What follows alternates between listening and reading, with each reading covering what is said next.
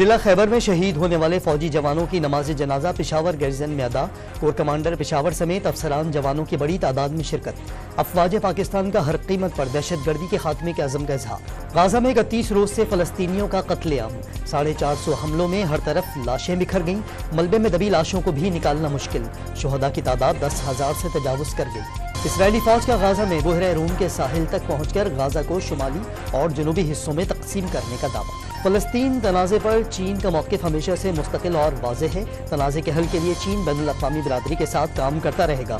چینی وزارت خارجہ کا اقوام متحدہ کی قراردادوں کے مطابق آزاد فلسطینی ریاست کی حمایت کا اعلان۔ بلوچستان میں شیرانی کے علاقے داناسر کے مقام پر پہاڑ بیٹھ گیا، NH50 شاہراہ متاثر ہونے سے ٹریفک معطل، بحالی میں 3 سے 4 روز لگیں گے، NHA کا اعلان۔ اور ساہیوال اور چیچاوطنی میں اسموگ کے باعث حد نگاہ کم ہونے سے نیشنل ہائی وے پر ٹریفک کی روانی متاثر، موٹر وے پولیس کا ڈرائیورز کو فوگ لائٹس کے استعمال اور احتیاطی تدابیر اختیار کرنے کا مشورہ۔